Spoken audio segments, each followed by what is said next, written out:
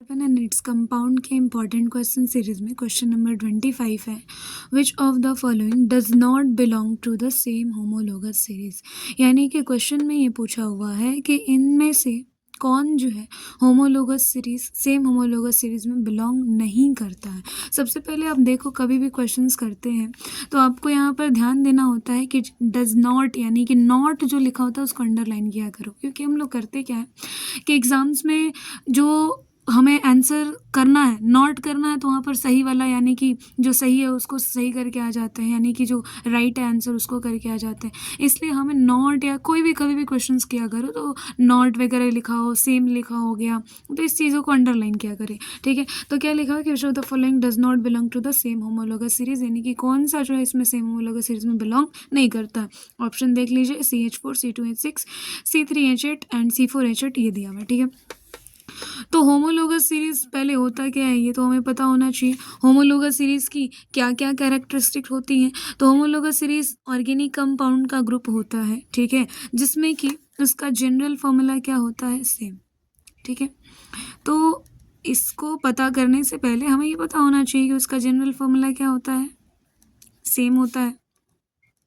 यहाँ से आपको दो चीज़ें कवर हो रही हैं, एक तो आप थ्योरेटिकल पार्ट के लिए भी यहाँ पे कवर कर रहे हो और न्यूमेरिकल्स के लिए भी कवर कर रहे हो।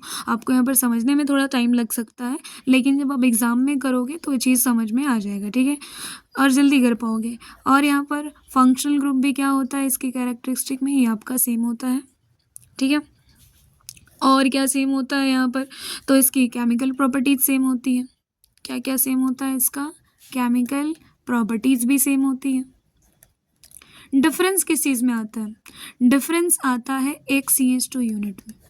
डिफरेंस किस में आता है, एक CH2 यूनिट में डिफरेंस आता है।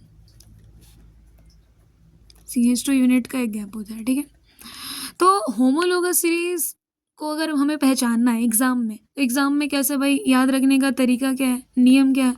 तो अगर हमें पता करना है कि वो होमोलोगस सीरीज में बिलोंग करता है तो सबसे पहला है कि सेम फार्मूला हो, जनरल फार्मूला क्या हो, सेम हो। और दूसरा क्या है कि एक CH2 यूनिट का गैप हो, इतना काफ़ी है हमें पता करने के लिए कि वो क्या है, होमोलोगस सीरीज में बिलोंग करता है कि नहीं करता है। ठीक है, तो एग्ज़ाम में मेमोरियल यही है कि पहले फार्मूला मैच करो, फार्मूला मैच हो गया तो CH2 यूनिट को काउंट करो, CH2 यूनिट काउंट करेगा, आंसर खुद ब खुद आपको मिल जाएगा। ठीक है, तो चलिए हम लोग यहाँ पर स्टार्ट करते हैं। ऑप्शंस देखना, CH4, C2H6, C3H8 and C4H8, इसके हिसाब से हम लोग आगे प्रोसीड करते हैं। ठीक है, तो हम लोग जब भी हाइड्रोकार्बन्स की बात करते हैं तो हम लोग तीन फार्मूला तो जनरली पढ़ते ही पढ़ते हैं।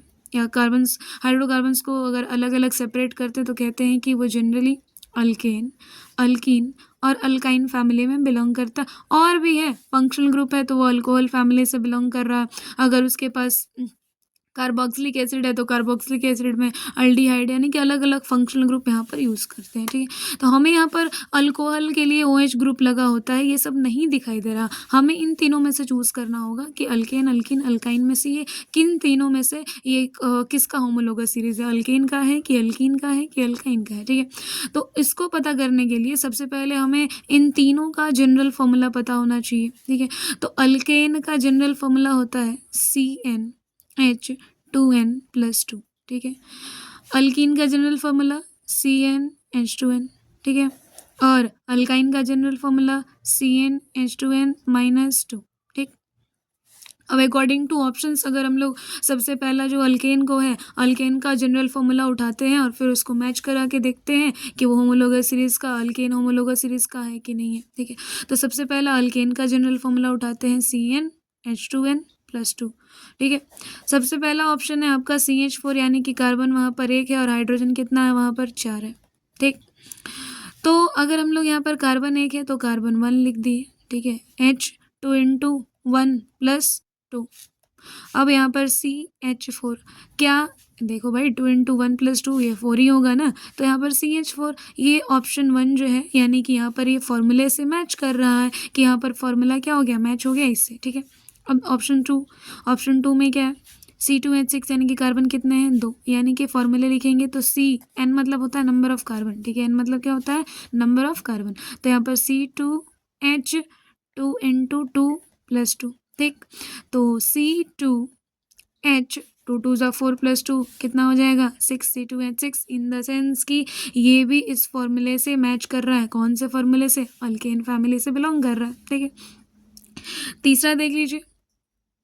तीसरा जो यहाँ पर कार्बन कितने हैं? 3 है। यहाँ पर कार्बन 3 है, यानी कि फॉर्मूले में फिर से फॉर्मूले में लिखो carbon 3H 2 × 3 + 2 in the sense कि C3H8 ये भी आ रहा है, यानी कि ये भी किस फैमिली से बिलोंग कर रहा है? ये भी अल्केन फैमिली से बिलोंग कर रहा है। देखो, अगर इसका नाम पता होगा, CH4 को क्या कहा जाता है?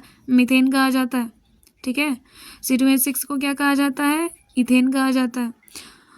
और C3H8 को क्या कहा जाता है? प्रोपेन कहा जाता है। ठीक है, मिथ माने एक कार्बन, एथ मतलब 2 कार्बन, प्रोप मतलब कितने कार्बन? 3 कार्बन। ठीक है, तो यानी कि ये भी किस फैमिली से बिलोंग कर रहा? अल्केन फैमिली से, क्योंकि जनरल फॉर्मूला अल्केन फैमिली से मिल रहा। ठीक है, अगर CH4 C2H6 C3H8 में देखा जाए तो क्या इसमें CH2 यूनिट का डिफरेंस है? तो हाँ है, उसको भी लिख के इधर दिखाते हैं। चलिए पहले ऑप्शन 4 देख लीजिए। ऑप्शन 4 में क्या है? कार्बन कितने हैं वहाँ पर? 4। ठीक है, हाइड्रोजन कितना है? 8। तो कार्बन 4 है, C4H 2 × 4 + 2।